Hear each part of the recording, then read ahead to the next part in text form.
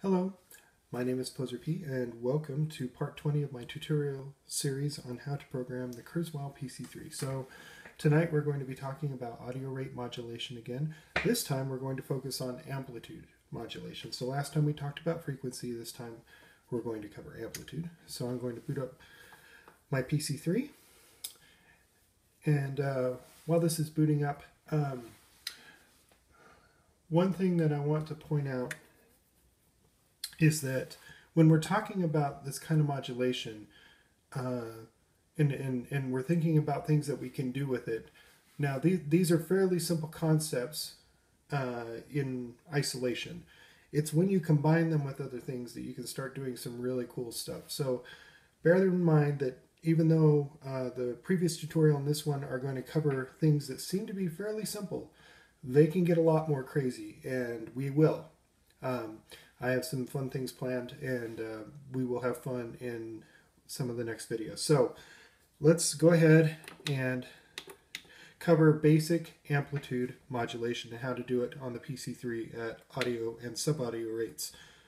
Okay, so we're going to start with 999. Go ahead and I'll pick just a sawtooth wave as my key map. I'm not going to use it except for to use its amplitude envelope, so I don't have to futz around with that.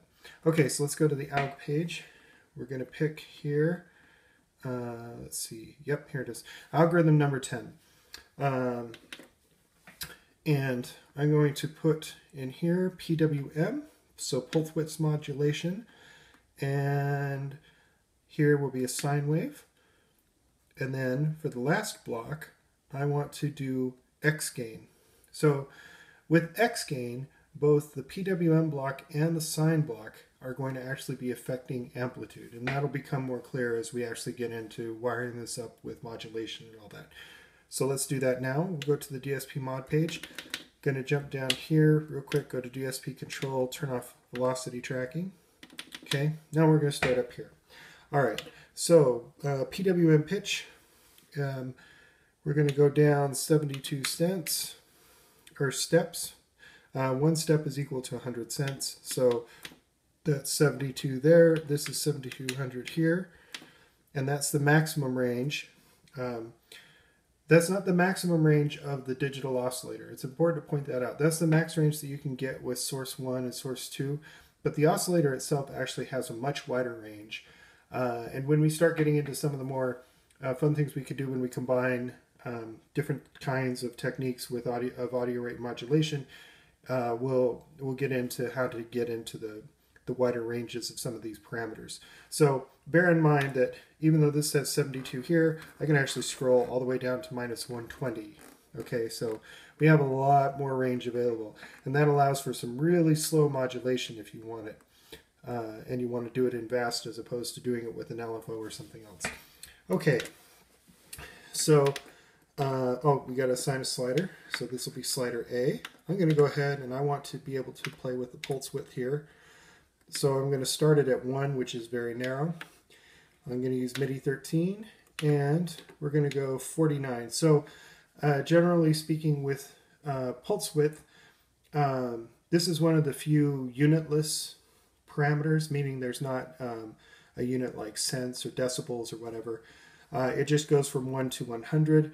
And 50 is a square wave, and at either end you have a very short pulse width. So we're going to go ahead and do that. And then here for sine pitch, we're going to go down to minus 72 steps. And the same thing on the depth control here of 7200 cents. Well, let me just check something. Yeah, okay, cool. And then I'm going to go ahead and assign this to MIDI 22. Okay, so I'm going to start with all the sliders all the way up. So I have slider A, B, and C, as they're labeled on the PC3, assigned to these 3 parameters, and the sliders are all the way at the top of their travel, meaning towards the audio outputs on the rear of the keyboard. So we'll go ahead and play a sound. Get a little more volume. Okay, fairly basic. So and it sounds like pulse width kind of does what you'd expect it to do, where you get more sharp as your pulses get, as your pulse width gets narrower, and more round, I guess, as you get it wider. Now, it doesn't sound like a lot's going on right now. With audio rate modulation, you only get a handful of sidebands per main frequency. So with FM, you get kind of this very long series of harmonics generated per partial. So it's you get much more complex sounds out of FM, but AM can still be fun. So now I'm going to start playing with the pitch of the pulse width block. So that's slider A. So you can hear it now starting to take effect. Okay, so now with this all the way down, now key tracking is enabled on all of these digital oscillators. So as you play around on the keyboard, low notes will have slower modulation, higher notes will have faster modulation. So what we're going to do is I'm going to play with the pulse width, okay? And you can actually hear now how that sounds.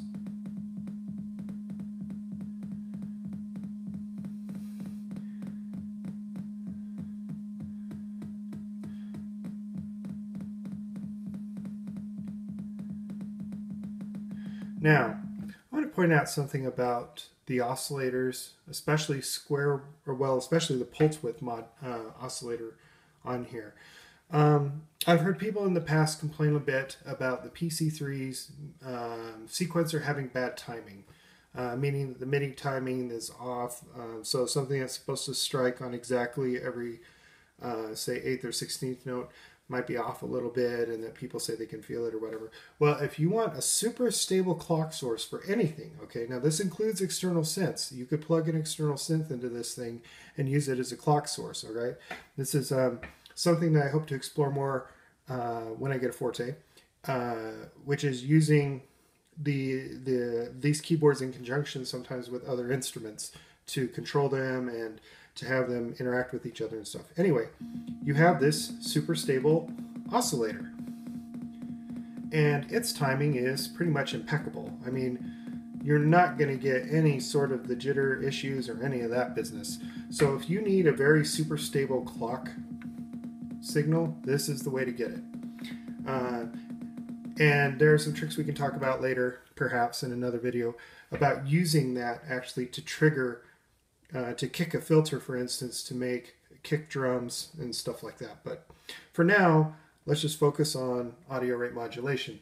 But it's important to understand that because these things have such a wide range, these oscillators can be used for all sorts of different stuff, not just for making sounds, but also for creating control signals and all sorts of other fun things.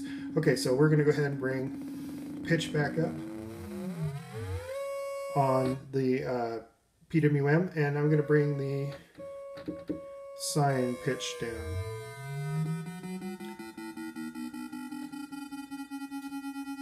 And you can hear that it's a fairly smooth, let's see, let's adjust this a little bit. You can hear that it's a fairly smooth in and out with the amplitude.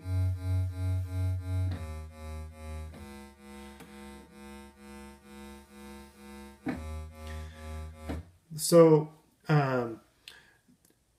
this is neat because obviously you have all of the oscillators that you can now use essentially for modulation of both amplitude and frequency. Now everything I'm saying here obviously applies to frequency and to the stuff that we covered in the previous video. So you have all sorts of fun things that you can do with this. Like there are several oscillators that change shapes, and there are several ways to change the shapes of oscillators, of their waveforms, with wrap and things like that.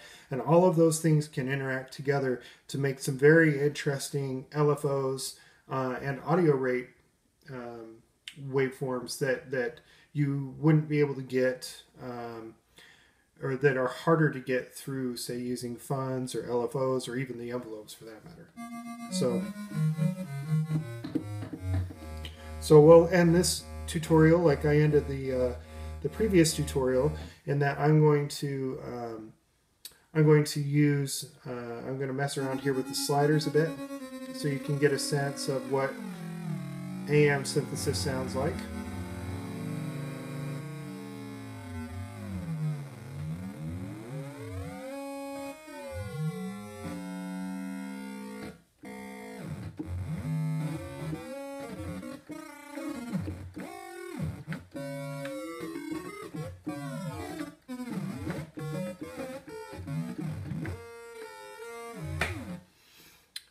If you have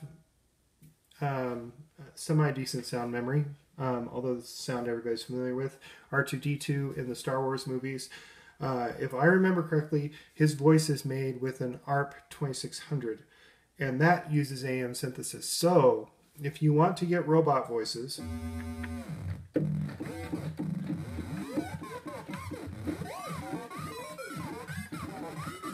like that, you use AM synthesis. And that's how you would do that on the PC3. You can assign various things to make all sorts of different kinds of robotic voices, and that's one of the things that this particular kind of synthesis is really good for. Okay, well, thank you so much for watching. I really appreciate those of you who watch, and I appreciate those of you who send in questions. I am reading them, even though I may not always reply. I'm sorry about that. Time just doesn't always permit it. So I am actively listening, and I'm going to take those comments into consideration, and I will try and tailor some of my future tutorials towards the things that you guys request. So if you have anything you want me to talk about, feel free to post comments below the video or to send a message via YouTube, and I would be more than happy to take that into consideration and try and work in those things into the tutorials that I have planned for the future. So thanks again, and I will see you next time.